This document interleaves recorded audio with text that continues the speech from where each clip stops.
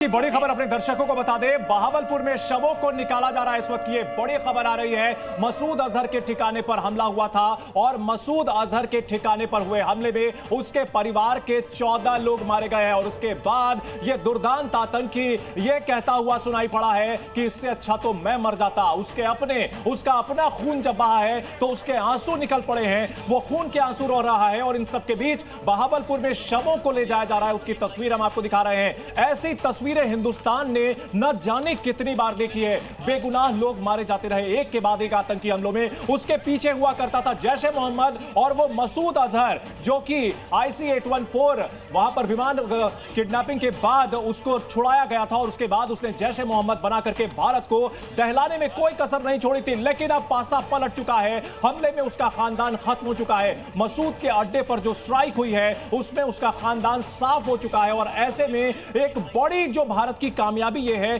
कि अब पाकिस्तानी सेना या ISI अपने ठिकानों को, अपने इलाकों में भी इन आतंकियों को बचा नहीं पाएगी। और ये जो प्रिसिशन स्ट्राइक रही है, कहीं ना कहीं देवनाथ साहब, भारत ने पाकिस्तान में चर्चा यह चल रही है कि भारत और इजराइल एक ही सिक्के के दो पहलू हैं। इसे पॉजिटिवली इस तरह से देखा जाए कि इजराइल की तरह प्रिसाइज स्ट्राइक की है भारत ने और आतंकियों को पूरी तरह से साफ किया है। चंदन, मैं आपको बता दूं कि इजराइल जो है वो हमेशा हमारे साथ रहा है, भारतीय फौज को ट्रेन करता रहा है। ऐसा हम मान लेते हैं, ओपन सोर्स है।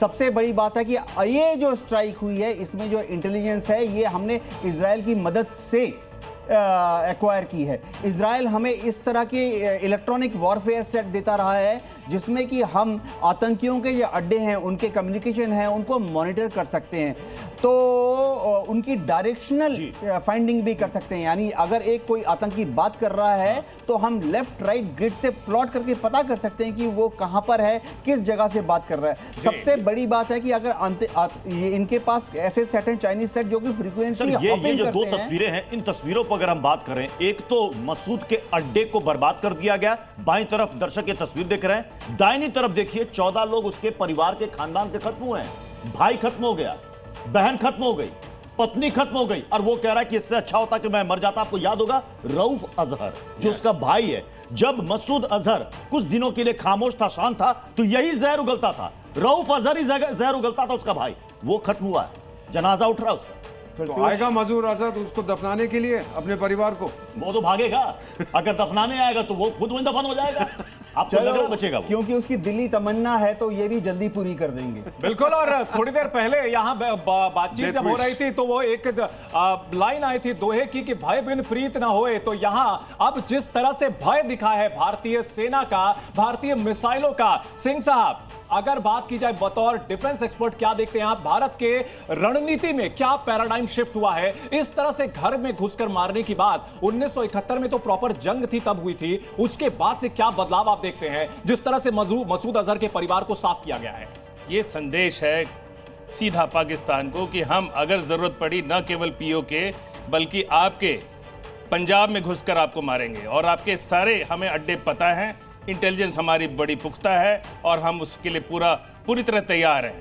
और कोई भी अगर कुछ भी हिमाकत की पाकिस्तान ने, उसका बदला ठोक कर दिया जाएगा। यही क्लियर संदेश है। एक जो तस्वीर जो इस वक्त पूरा देश देखा और देख रहा है, और मुझे लगता है कि सीना गर्व से चौड़ा हो गया होगा, बकायदा पिन पॉइंटेड टारगेटेड हमला दिखाया गया। कई लोग ये पूछते थे कि जैसे इजराइल चुन चुन कर मारता है, हम कब मार पाएंगे? वो हमने करके दिखाया सर, वो हमने करके दिखाया, तभी तो आज और छाती पीट कर रो रहा है मसूद अजहर। और ये कैपेबिलिटी हमारे पास पहले से भी थी, पर हम संयम बरत रहे थे, हम हमेशा संयम बरतते रहे और राजनीतिक नेतृत्व की भी एक क्षमता। जी, अभी हमारा राजनीतिक नेतृत्व बहुत सक्षम है और बहुत सख्त है। और आतंकवाद के साथ हमने डिप्लोमेटिकली बहुत सारा गुडविल जमा किया पूरे सर, ये तो एक शुरुआत है, ट्रेलर है, और जैसा कि कहा जा रहा है पिक्चर अभी बाकी है। पाकिस्तान को अभी और नतीजे भुगतने हैं।